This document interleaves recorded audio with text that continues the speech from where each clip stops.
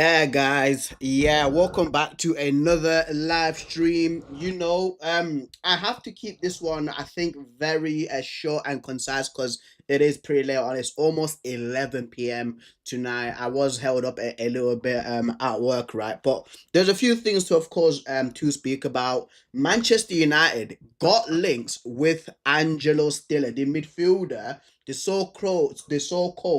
next Tony Cruz, who plays for VfB Stuttgart. We've been linked to him. Eberechi Eze joining Arsenal. This Eze saga, what's happened between him, Tottenham, and Arsenal, absolute madness. I am going to be speaking about how he fits in to the Arsenal team. Of course, it is going to be a little bit analysis heavy on the Eberechi side, and then after that, the current running Manchester United news. So news regarding Harry Maguire, news regarding Rasmus Højlund, and JJ Gabriel, the 14-year-old wonder kid for Manchester United. He has apparently been told that he's going to be training with the Manchester United team. So we are going to be speaking about that, guys. So I don't want to keep you guys waiting for too long. Let's just go right into it, right?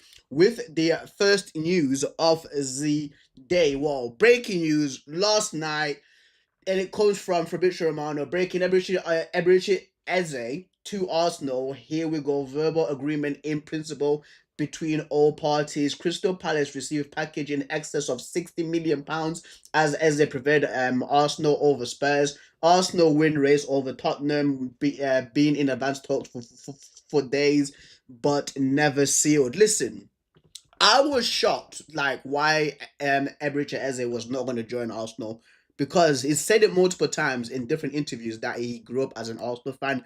I remember when he was a kid as well. When he was in the Arsenal academy, I think they released him when he was 13 years old, and he spent a week crying because Arsenal released him, right? And he had the choice between Spurs and Arsenal, and those heavy links. There was many of the Tottenham fans gassed about it. Expressions was gassed about it. Freaking forward was gassed about it. Tapping Tobes was gassed about it, right? But for me, it just always like seemed that why, like, you're an Arsenal supporter and Arsenal want you. Why are you not joining Arsenal? And many Arsenal fans were pissed about this because they were saying, why are we signing Madueke in front of Eberechi Eze when Eze is the better player? But lo and behold, that big bomber was dropped last night, right, by Fabrizio Romano. So, guys, I don't want to keep you guys waiting for too long because I'm pretty sure you guys do know the story to what's happened yesterday. This is going to be an analysis heavy side on the Eberechi news. So, listen, Eberechi Eze, right?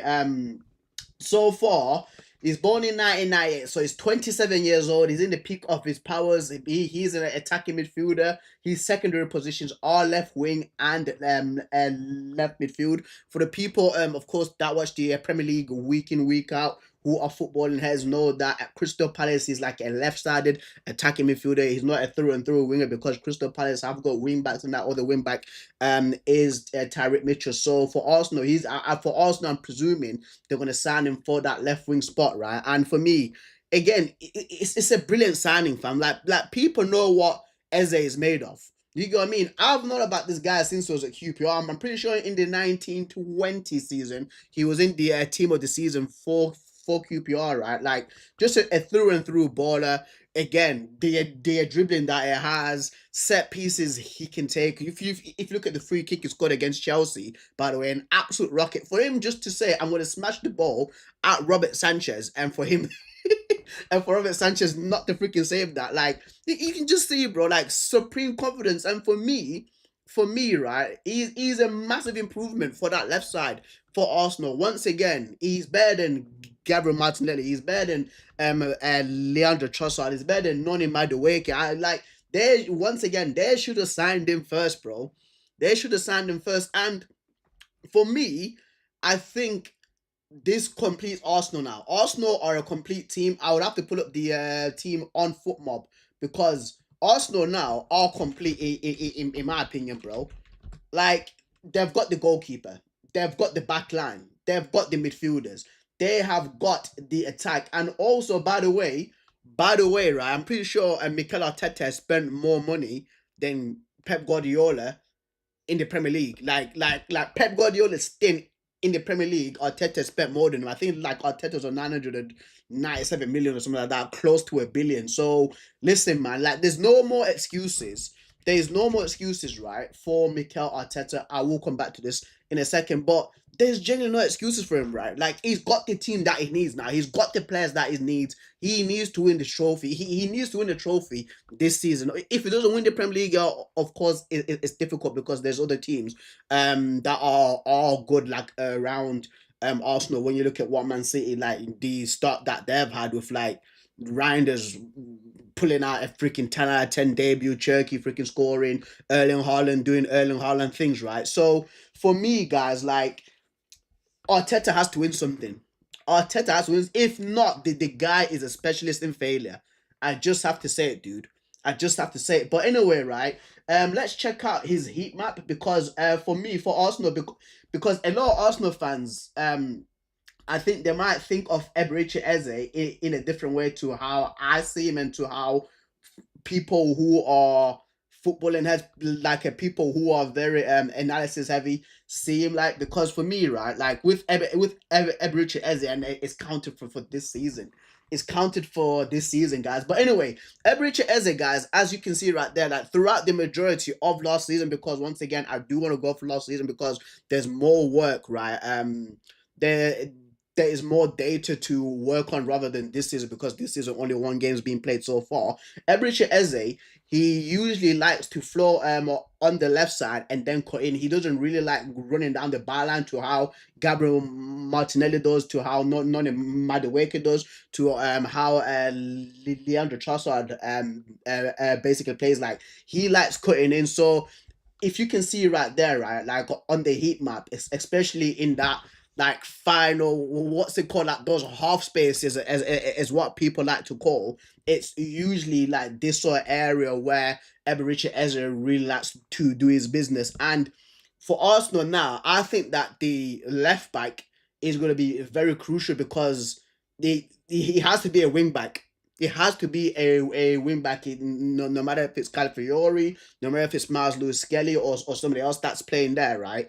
Like they have to overlap for him because Eberechi Eze, once again, he's not that sort of dribbler that likes to go down their byline. If you guys get what I mean, he generally he likes to cut in and shoot a lot. There's another graph that I had, and shout out right to Sahil Gidwani for actually making this graph, and he actually made like a freaking thread on X. So if you guys do want to check out the entire thread, especially Arsenal fans, please go check it out because it's very informative to the type of player that you are going to be signing. So there was a graph here that he was comparing Trossard and Gabriel Martinelli and Eberechi Eze, right? So the first graph is Eze. Oh, 1 second. So oh, bro, what the hell? It's going haywire. But the first graph, right, is Eberechi Eze compared to Gabriel Martinelli. As you can see right there, like Eberechi Eze beats out Gabriel Martinelli in the majority of the stats, right? The only thing, the only what like five or like six things that Martinelli beats out Eze on is the progressive carries because Gary Martinelli does really like to run with the ball a lot. Progressive passes and and passes completed of course and passes received, right? Because with Arsenal, like Arsenal, by the way, guys, I'm pretty sure who was it again now? Because there was a stat that I was reading earlier that they like I think it was Gyökeres, Eze, and Madueke, like them three guys combined to I'm pretty sure it's that, like I'm just loosely remembering it, guys, right? But I'm pretty sure that those three guys taken like about way more shots than the Arsenal team combined. Like the Arsenal team last season rarely shot outside the box. That's why people calling him like Tony Pulis FC. They'll relying a lot on set pieces, right? Like it's mad that Gyökeres, Madueke, and Eze, all their shots combined, literally like overtaking Arsenal's as a team over Declan Rice, over Saka, Martin Odegaard, Havertz, Trossard, freaking Martinelli, bro. That's mental. That's absolutely crazy, right? And I want to show you also the other graph that was there. So that's Eberechi Eze compared to Leandro Trossard. As you can see right there, guys. Once again, Eberechi Eze, the far better player in my opinion, again, with more assists, with more key passes, with more shots per 90, right? So Arsenal fans, get ready for a winger or a left attacking midfielder that's really comfortable in shooting from outside the box. If you look at it once again, if you look at the run that the run that Crystal Palace had, right, in the FA Cup, I'm pretty sure it was Eze that scored outside the box versus Aston Villa.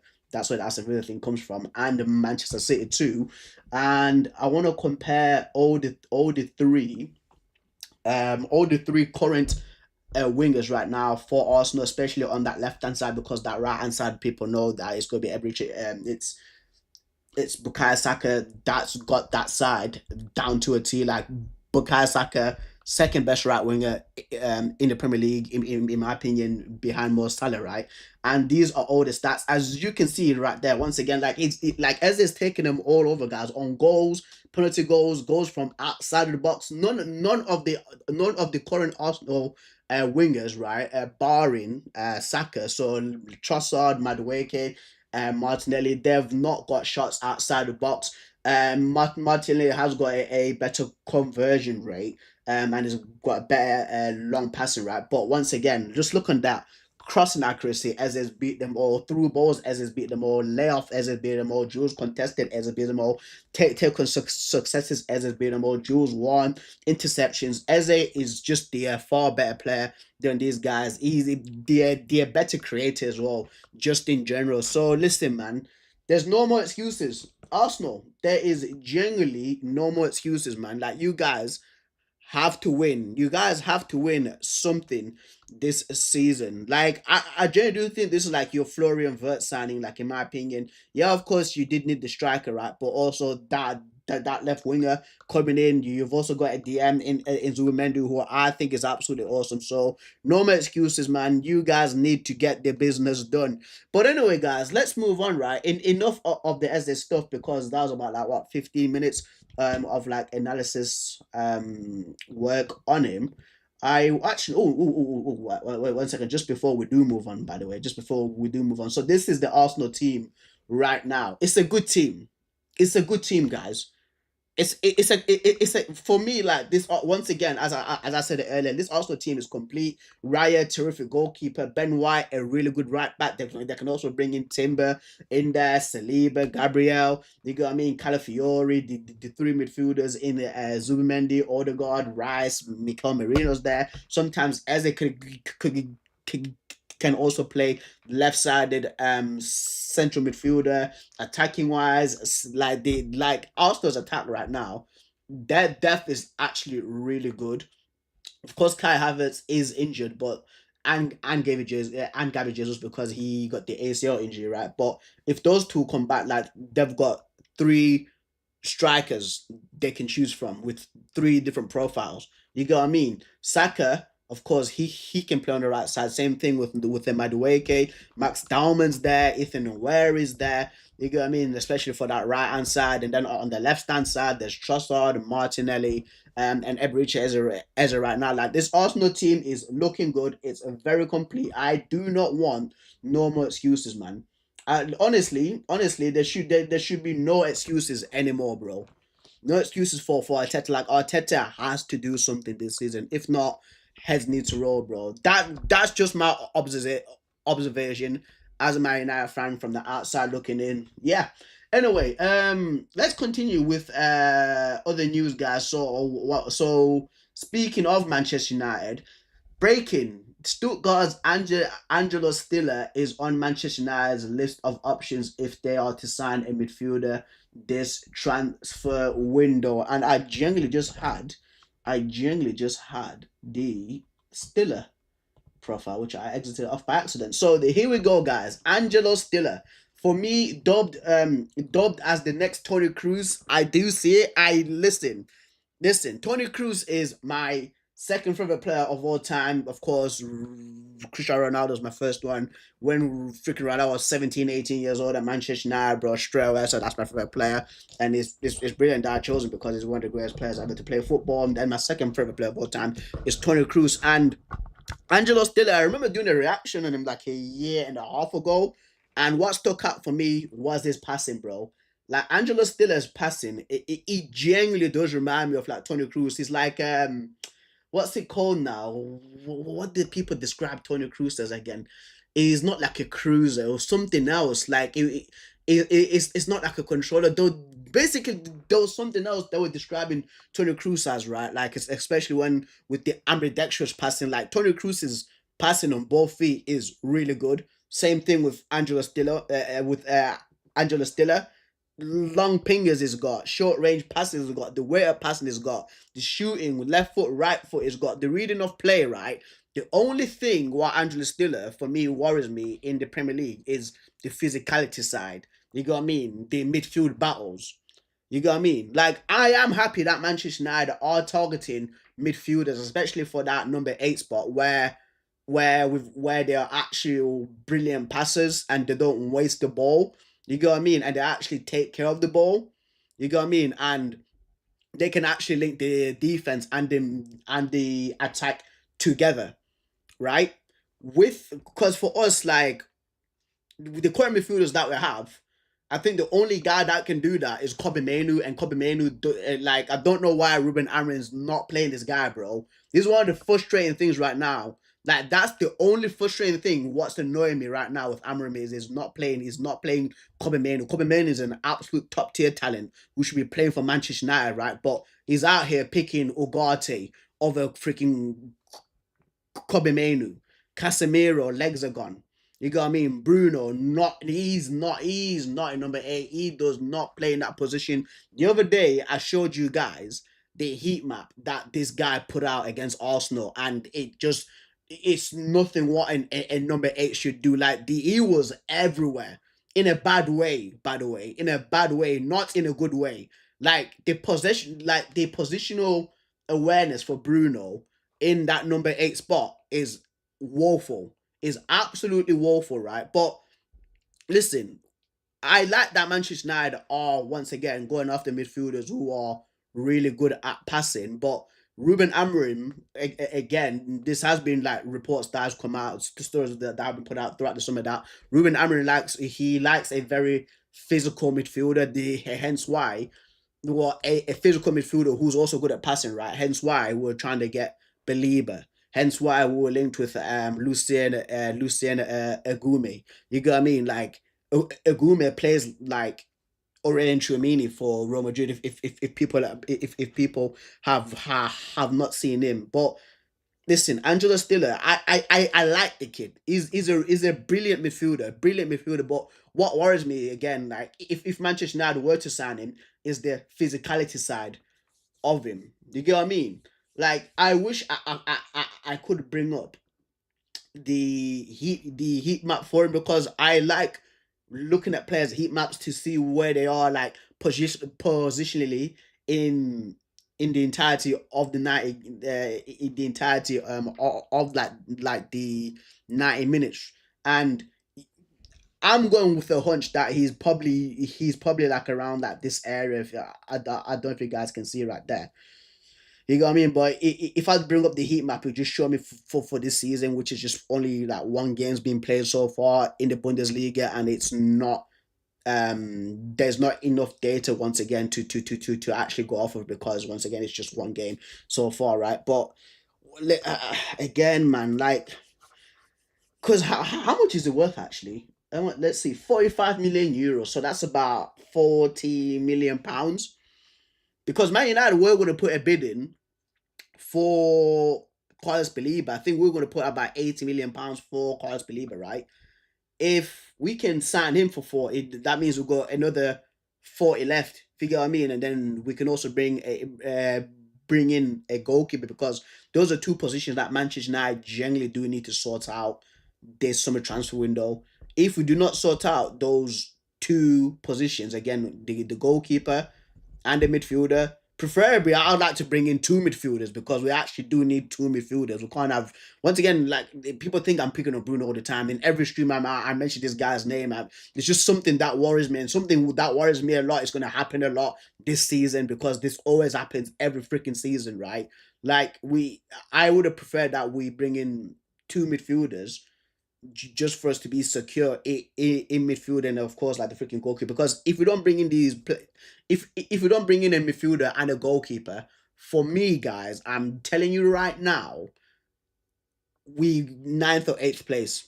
I'm actually being serious. Ninth or eighth place that Manchester United will get if we don't bring in a midfielder and a goalkeeper.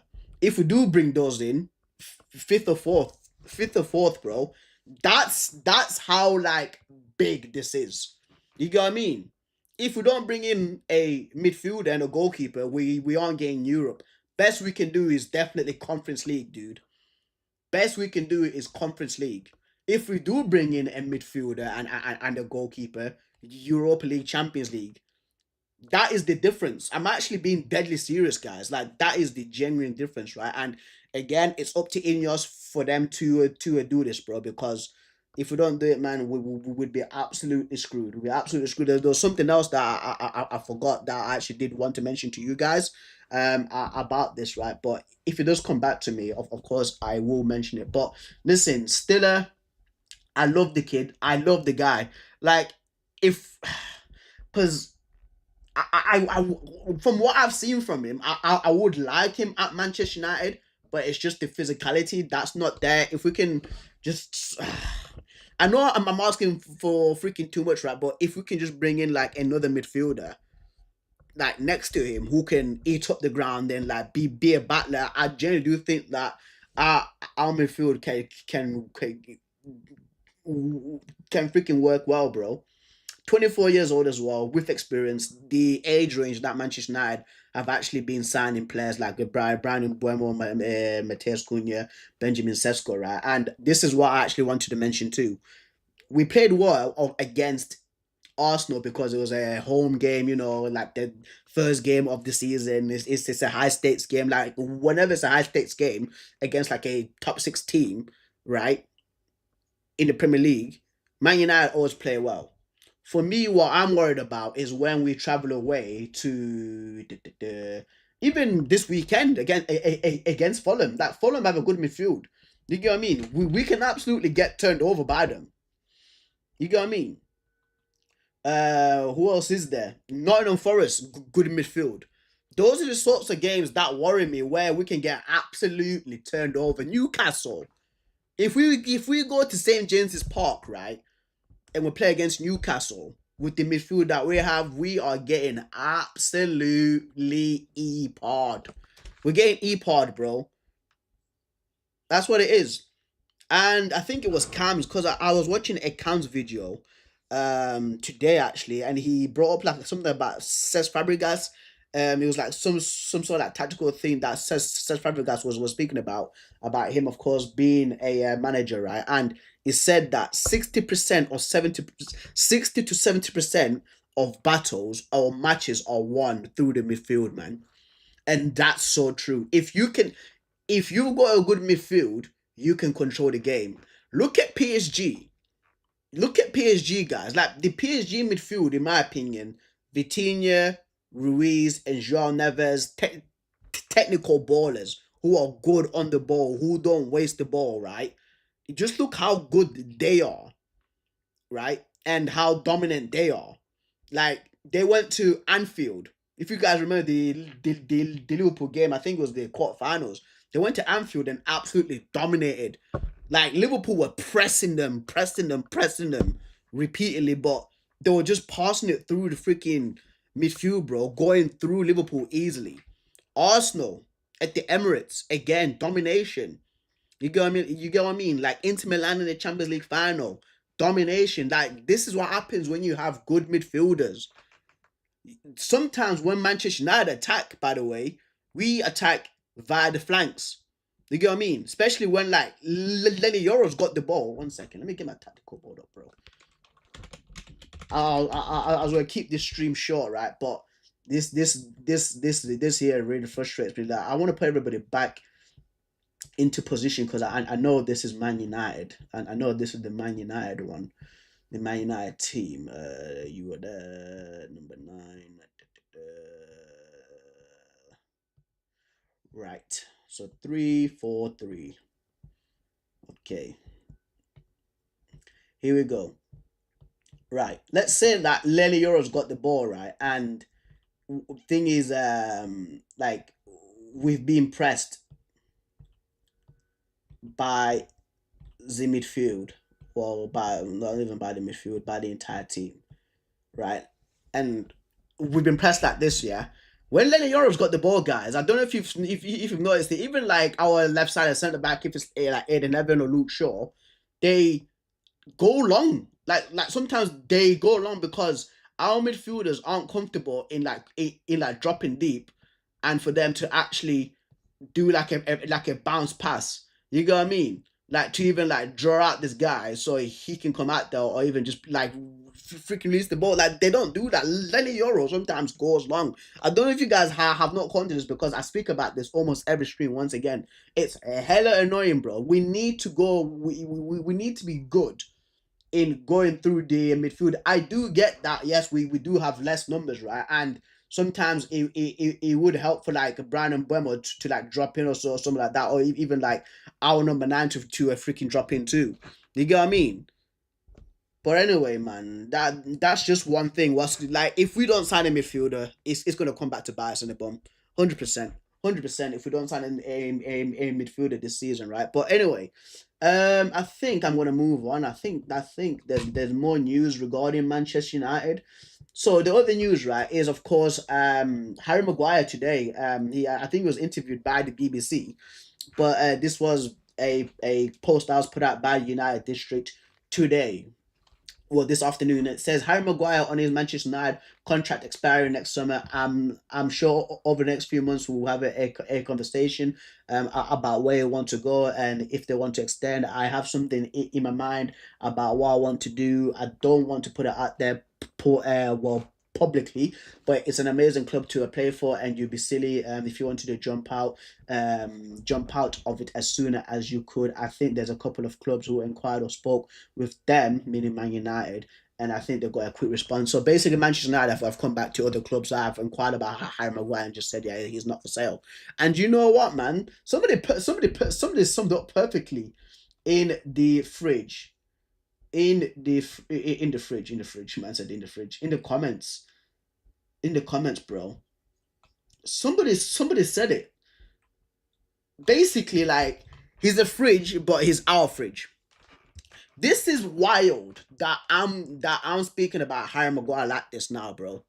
Harry Maguire should be a testament to mental strength when you're in bad form for Man United. Everybody was cooking him.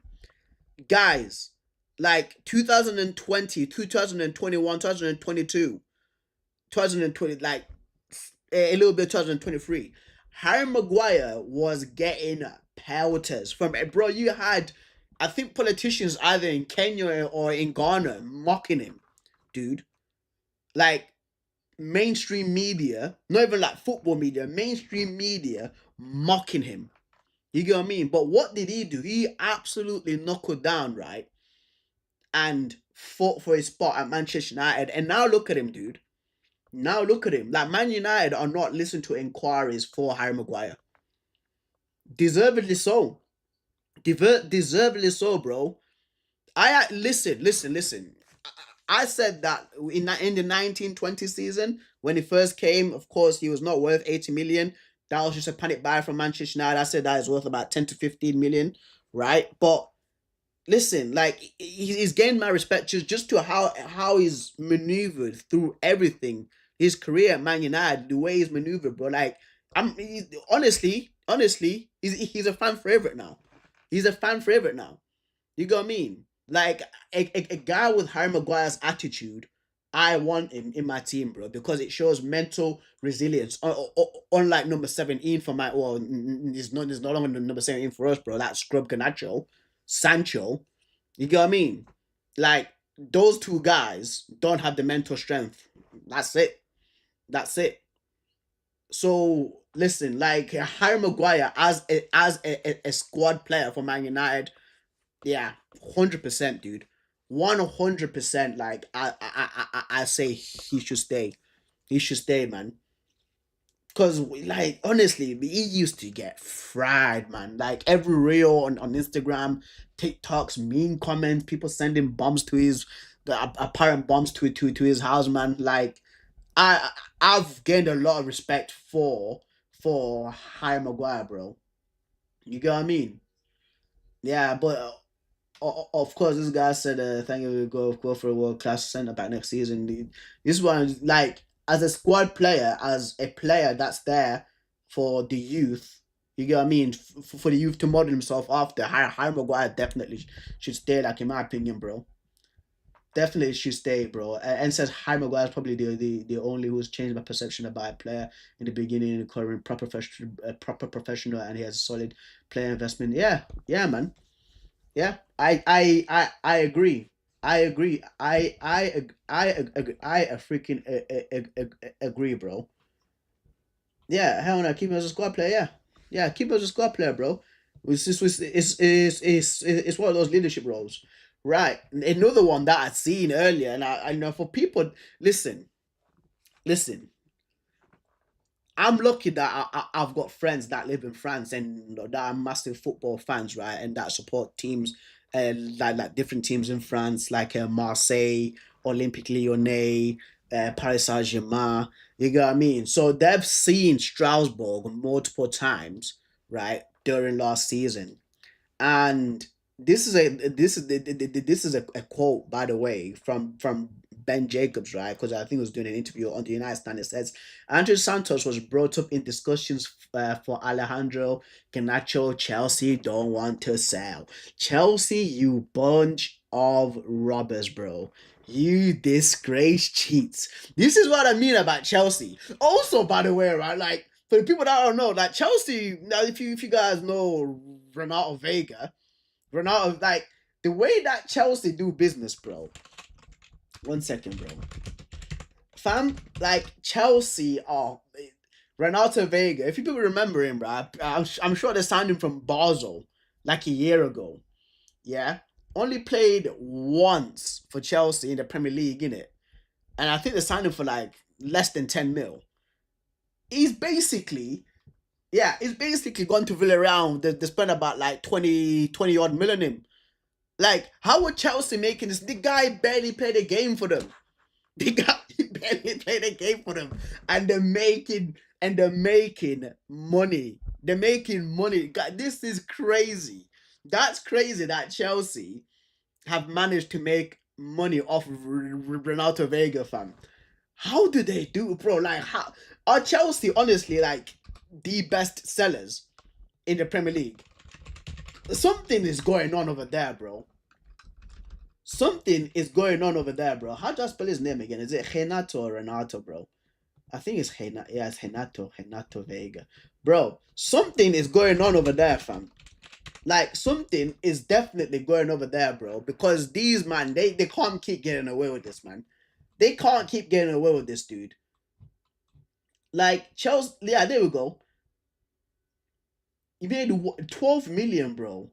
12 mil, and now they're sold it for 25 million, bro. Like, these disgrace cheats, bro. Gels, I swear to God, bro. I don't know how they keep on doing this, right? But anyway, going back to this, right? So, once again, I'm lucky I've got friends that watch league. They've got teams, they've got skin in the game for Liga because of they support teams there, right?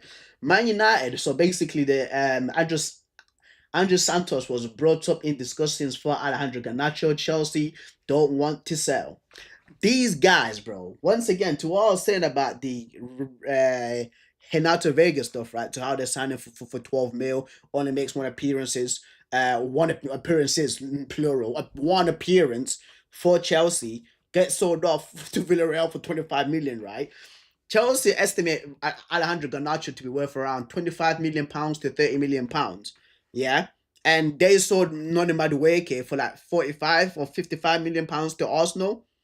And we say, listen, if you want Garnacho, we'll be listening to how about Andre Santos since he really plays there. By the way, like Andre Santos last season absolutely balled out for Strasbourg. He's one of their standout players. I mean, he was top three their best players last season. He absolutely cooked for them.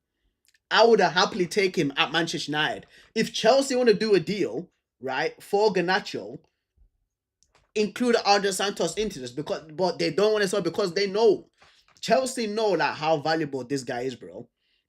That's why they don't want to sell. Like these guys are scammers. They're proper scammers, dude.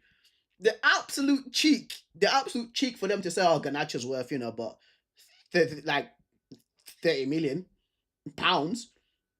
By the way, there's but in Enciso as well. Blue Coal, like Strasbourg and Chelsea's multi-club owner thing, like how Man City have the City, how they've got the City group, like Mumbai FC. I think Auckland somewhere involved with this Girona. You got what I mean? Same thing with like Man United and OGC Nice in France, right? Like Chelsea signed Enciso for the amount of money that they're quoting Garnacho's worth. Madness, dude. Like Chelsea are scammers, dude. Man, you guys, bro, crazy, absolutely crazy. But we move on, man, because this because when I seen this news today, I was like, these guys are absolute criminals, bro. They're absolute criminals, bro. Andre Santos will be so sick, dude. So sick for Man United. I would absolutely want him.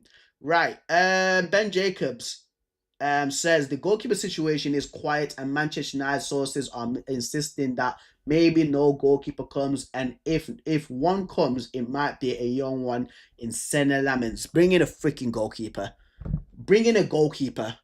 Bring in a goalkeeper, you absolute scrubs, bro. You disgrace guys, bro. Bring in a freaking goalkeeper. No matter if it's Senna Lamens, I don't like.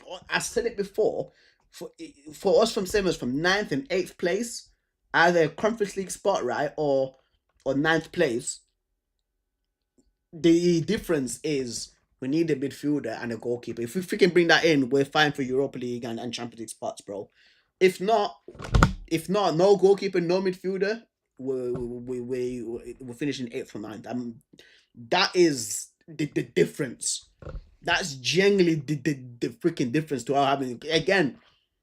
Man United, like glass cannon, high attack, crap defense, dude.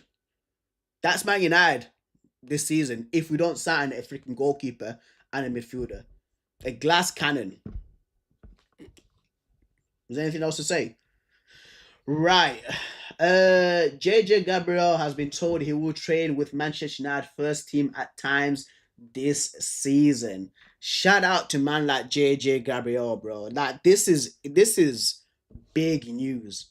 This is big news, because this kid, I've been seeing clips of him, um, of course, like in the Man United academy, yeah. And there was one goal that he scored. I forget against who, but it was like in like the goalkeeper's box, like close to the 6 yard area, and he did like a 360 spin, took out about three guys, and then slotted it in, dude. Like the kid's absolutely sick, and it's that whole phrase now, right? Of, in my opinion, if you're good enough, you're old enough. Lamine Yamal, he started around, I think he was around 15 years old when he started playing for Barcelona. Ethan Oweri, when he made his debut for Arsenal, 15 years old. We've got Max Dowman right now. He's about 15 years old as well, and he's absolutely ripping it up. And look what he's doing to freaking grown adults. JJ Gabriel, listen, lad. If once again, if you're good enough, you're old enough, and you need that rub. You need that rub to know how it's like to be a professional football player, to train alongside seasoned pros, right? Because academy football and professional football is a massive step. There's many a times where you're hearing about kids who are like wonder kids, like in academy, absolutely ripping it up. I was so high up, guys. Like I loved Charlie McNeil, the young striker for Man United. Like he was banging in goals, right? But now he could even like play at Newport, man.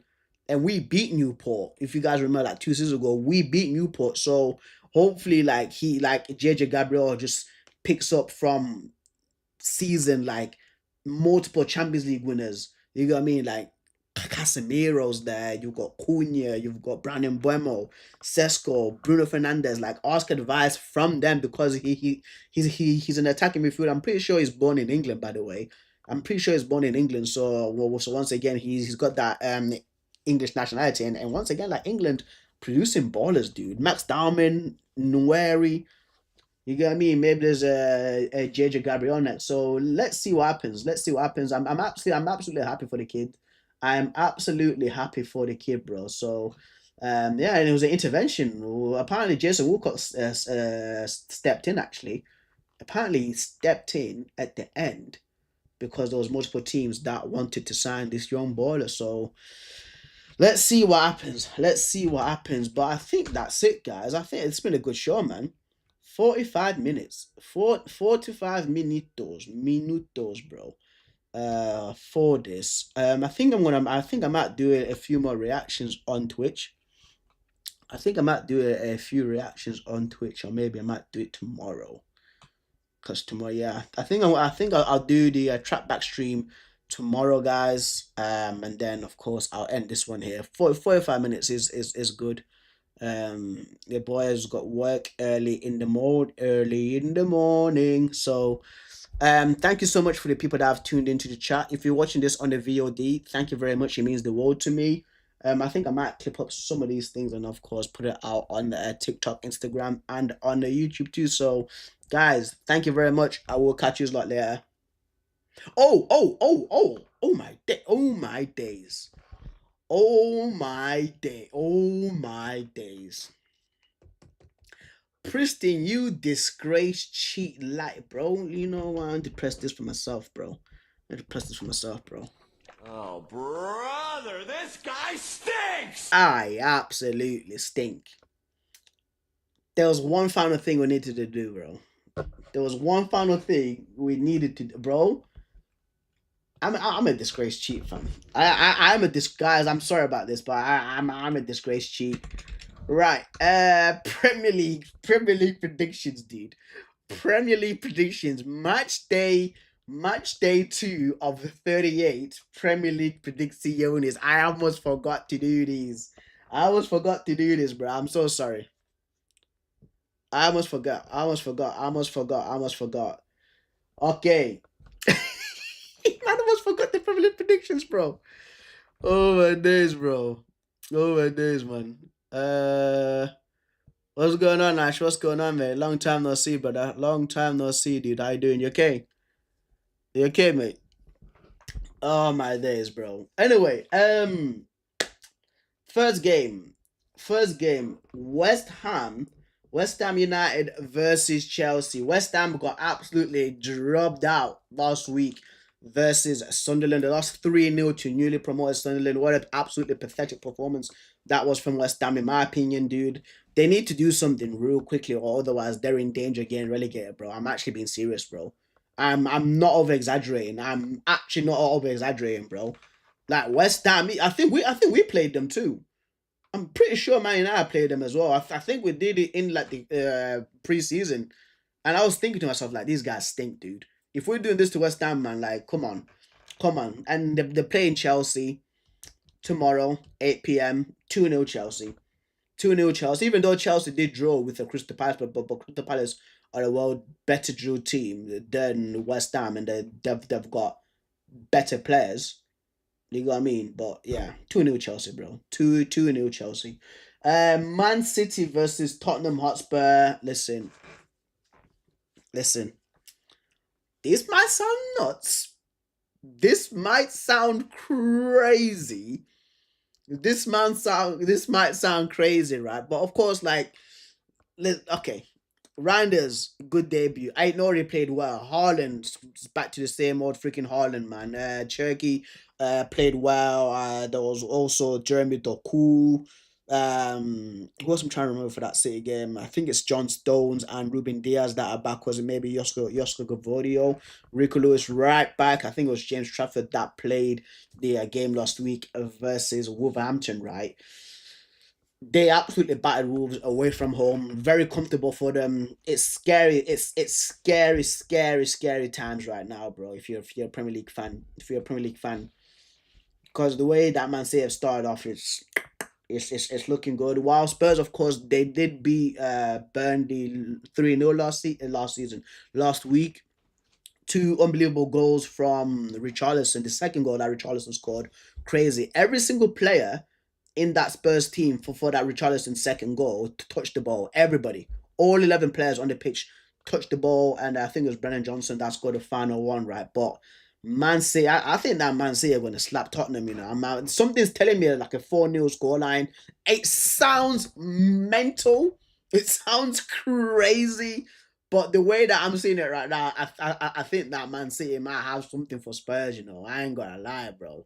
Because usually Spurs, like at the Etihad Stadium, actually do play well. But for me, again, like if they keep Kudus quiet, if Man City keep Kudus quiet, I think I genuinely do think that they can batter them, bro. I'm not even joking. I'm not even joking. So I'm just gonna go with a 4-0 scoreline for Man City, bro. 12:30 kickoff Saturday, man. It's crazy, right? Bournemouth versus Wolverhampton. Wolves drew the short straw in playing the first game against Manchester City.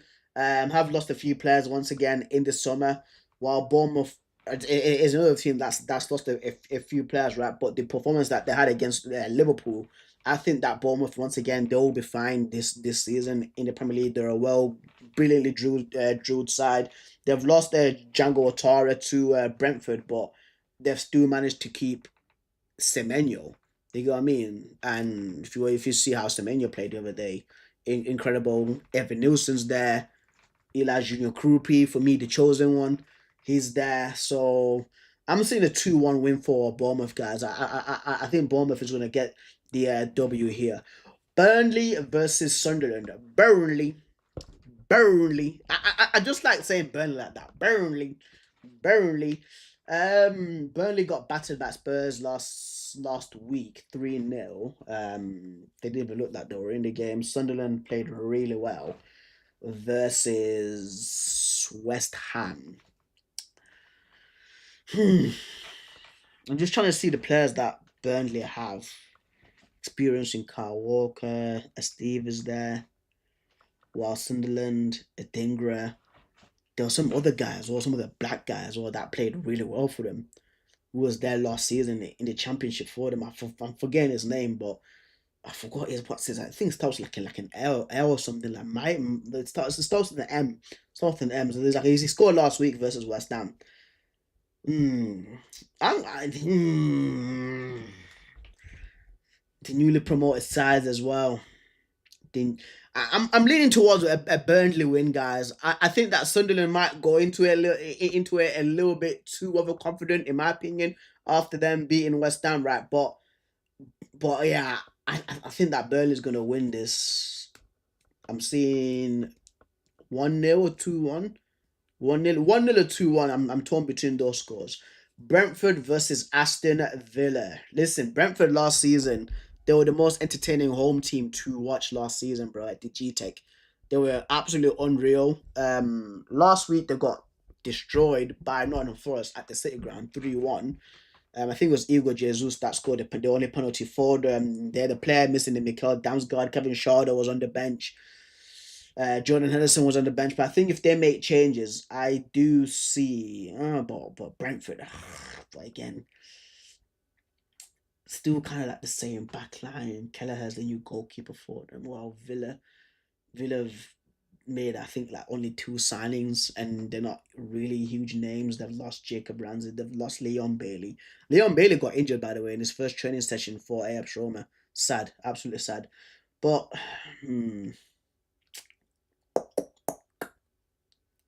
I hate to do this to Brentford, man, because I really like Brentford, dude. I'm gonna say 3-1 to Villa. 3-1 to Villa. I hate doing this to Brentford, bro, because Brentford, once again, like, they've gotten decimated this summer transfer window, bro. They've gotten it, bro, mad. Flecken leaving, No God leaving, Brandon Buemo leaving, Whistle dipping out. Yeah.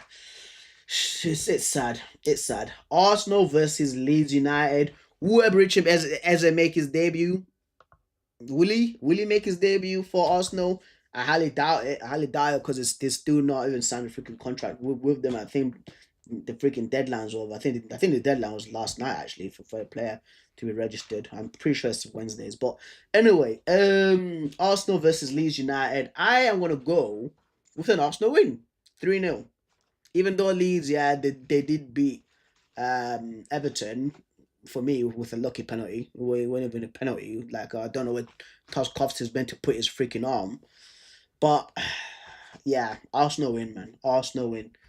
Palace versus Nottingham Forest. This is one game I'm looking forward to. Crystal Palace versus Nottingham of the Forest of the City Ground. I'm pretty sure they're right next to the River Trent. I'm pretty sure they are next to the River Trent. I think it's the River Trent. But this is because if you guys know what's happened last season, Crystal Palace won the FA Cup. That means they automatically qualify for the Europa League. But Textor had shares where he owned part of Crystal Palace, and he was also the Olympic Lyonnais owner too. So whenever there's a team that's owned by the same person basically in a competition, one of the teams has to drop out. Nottingham Forest wrote a letter to UEFA complaining about this. You know, Marinakis saying, bro, they wrote a freaking letter to UEFA saying like, why is Textor allowed to have two teams that he owns in the Europa League? Like, you guys should have Crystal Palace demoted down to the Conference League. I think Nottingham Forest were trying to go up. I don't know if Nottingham Forest are in the conference or in the Europa League or not. I don't know if they've taken over Crystal Palace's spot, right? And of course, there's this whole back and forth going on right now with football fans and with the Everton fans, Crystal Palace fans, and Nottingham Forest fans, right? Like this whole the freaking two guys on the overlap, them arguing. It's not fair. It's not the rules. You broke the rules. I didn't break the rules. You didn't break it. Like there's so much into this. This game has potential to be absolute cinema. It's got potential to be absolute cinema, right? And Eze's left Crystal Palace. So Crystal Palace right now, I'm pretty sure the only main standout players are like Mateta, Wharton, and Mark Gay. Like they are their three like players that they know. Of course, Forest, bro. Oh my days. I did a highlight reaction on Nottingham Forest last like a few days ago. The way that they chefed up Brentford, bro. Nottingham Forest are looking scary. Chris Wood is looking like he's continuing that goal scoring form that he had last season. Morgan Gibber White, absolutely balling. The guy's he's playing like a Brazilian guy, bro. Morgan Filippo Blanco, fam. You know what I mean, dude? Dan Doy, I like him ever since I've seen him at the Euros for Switzerland. Unbelievable player. Callum Hudson-Odoi, dangerous. Elliot Anderson, Cooker, dude. Like Sangara is there, Ryan Yates, the defense, man. This game has got potential to be an absolute blockbuster. Like everything, there's so many like games right now, especially this weekend where there's like a little rivalries brewing. The Newcastle Liverpool game we will speak about too, right? But with everything being said, I think Palace is gonna win this game. You know, guys. I think Crystal Palace will win this game like 2-1 or 3-2, man. Because with everything what's transpired, right, throughout the summer of this whole UEFA stuff and Crystal Palace being demoted down to the Conference League, I think the Crystal Palace players will come there and to play to prove with a point, because they're saying that we should have been in the Europa League, like we deserve it more than you guys. So 3-2 or 2-1 win. That's how I'm seeing it, guys. That's how I'm seeing it, man. Absolute cinema. I can't wait for this game. Right. Everton, Brighton. I think Brighton's gonna win this game, bro. Brighton every single time when they go away like to Everton Stadium, they always do well. They always beat them. I think they beat them last season. I think it was like Minter. It was Minter and Mitoma that ripped him to shreds, dude. So I'm seeing a 2-1 win for Brighton. 2-1 win for Brighton, bro. Fulham, Manchester United, bro. Listen, as a United fan, as a Manchester United fan, like we just need to continue the same way we played against Arsenal, but we just need goals. We just need goals. And for me, what worries me, it's not even the attack, it's just the midfield. Because we those players can get up for a game like Arsenal, because again it's like a top six team, it's like a massive rivalry thing, like you have to bring up your levels, because if you don't bring up your levels you're getting slapped up 6 or 5-0 at home. So those players have to perform. These are the sorts of games that I look at where that midfield worries me, man, where we can get absolutely bullied in midfield and we can just get absolutely run over. But United do have a good record at Craven Cottage, at the Fulham Stadium. I just hope that one of our new signings gets a goal, bro. Preferably, I like all three of them to get a goal each, dude, so we can stop this 007 nonsense. Because I know that there's rival fans counting the 007. They are keeping tabs, and I hope that one of our guys actually scores a goal, bro. And we can beat Fulham, man. I genuinely do hope so, man. 2-1 Man United, dude. 2-1 to Manchester United. Just continue the way that you guys played like throughout the entire season. You'll be fine. We just need a midfielder and a goalkeeper. But I just hope that we just continue it, bro. That's what I'm hoping for, bro. Like the football we play against Arsenal. No, it's not just like I don't hope it's just like a one-off kind of thing. I repeatedly, dude. Repeatedly, fam. Repeatedly, bro. So that's what I'm hoping for. But anyway, Newcastle United versus Liverpool. Monday Night Football. 8 p.m. Once again, one of those games. One of those games, guys, where there's a little rivalry brewing. You know what I said about Forest and Palace, how they've got the UEFA stuff going? This is the Alexander Isak Classico, fam. El partido the Alexander Isak Classico, fam. You get what I mean, bro? The classic of Alexander Isak, dude. Potential for absolute cinema. Liverpool are going to St. James's Park, dude. And the reception these guys will get. Oh my days, bro. I can't wait for this, because I said it last week, right, when I seen this fixture, that with Newcastle, the players are going to play with a point to prove, and they're going to show to Isak, is like, you see this? You want to join them, man? You want to join them, man? We're going to drop 3 on their head top, bro.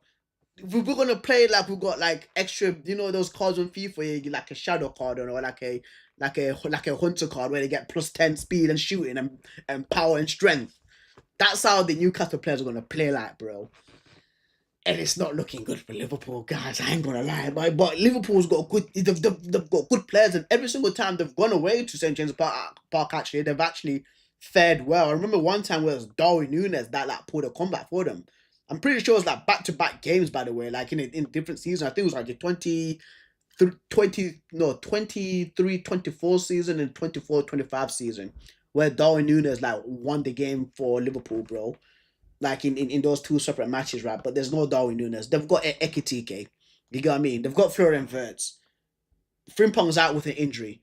Kirkes is still knocking about, but Kirkes really needs to calm down, dude. He can't be flying in with tackles, bro. Like he needs to keep himself, because this is gonna be a high like stress like emotional game. This is gonna be a high stress emotional game, right? And Kirkes really needs to relax. So I'm gonna go for 2-1 win for Newcastle, man. Like the Newcastle fans, they are gonna be going wild. They're gonna be rowdy. So that's it for me. 2-1 win for Newcastle. That's it, guys. That is the predictions, man. That's the predictions. I can't believe, right? I almost missed this out. I can't believe I was like, yeah, well, I'll see you later, guys. I'll see you tomorrow. Completely missed out the freaking game week 2 of the Premier League predictions, right? But if you've got your own, please comment it on the side or in the VOD down below. Tell me what you're thinking. Which games are you looking forward most to? Because for me, aside from the United game, I really couldn't care less about the Man City Spurs game, bro. Believe it or not. Believe it or not. For me, the 2 games that I care about, bro, is those little small derby ones, the small little brand new derbies we have Crystal Palace, Nottingham Forest, Newcastle, Liverpool, bro. That's what I'm looking forward to. But Guys, thank you so much, man. It's been a real blast. It's been a real blast, bro. I enjoy these. Tomorrow, I think tomorrow there might be a dual watch party. I think I want to do a dual watch party. It's a Bayern RB Leipzig, and it's being streamed on Mark Goldbridge's channel. So shout out, you know what, right? Shout out to Mark Goldbridge, bro. Like before I do finish it off, shout out to Mark Goldbridge, bro. Shout out to that guy, dude. Like he gets a lot of stick, and a lot of people hate on him. I'm not a hater. I always like seeing people win, bro. I always like seeing people win. It's a smile on my face, dude. I always have a smile on my face, right? Shout out to Mark Goldbridge for him actually getting that. It's a massive, guys, to stream a German League football like game on your channel as a YouTuber, bro, like a fan channel, bro. That's huge, dude. That's absolutely huge. And for people that live in England, you know how difficult it is for us just to watch like Premier League games. We had MPs like guys in the United Kingdom Parliament vote against streaming seven free games in England for people to watch for free. They had them, bro, vote against that. Absolutely disgusting, right? And the Bundesliga have given, I think it's about 20 games that Mark Goldbridge's channel can actually stream like football matches. You get what I mean? That's crazy, dude. And shout out to them, bro. It's really massive, bro. And for the people that are hating, bro, like enjoy being scammed, enjoy being scammed, dude. Because these are the sorts of things that happen. Like football needs to be accessible for people, like for normal people. It genuinely needs to be. So W Mark Goldbridge, bro, that's absolutely fantastic news. I'm pretty sure they're streaming it somewhere else as well. On the overlap too. That's like Gary Neville's channel. Like the podcast that they do from Ian Wright, Roy Keane, Wayne Rooney, Jamie Carragher, Jill Scott. So they're streaming it there, right? But it's absolute massive news. So there's gonna be a dual watch along for the Leipzig and Bayern game, and also the West Ham Chelsea game. West Ham Chelsea game. So tomorrow, guys, two dual watch streams, bro. That's gonna be crazy. That's gonna be so difficult, but we move. Thank you so much for your support, guys. Means the world to me.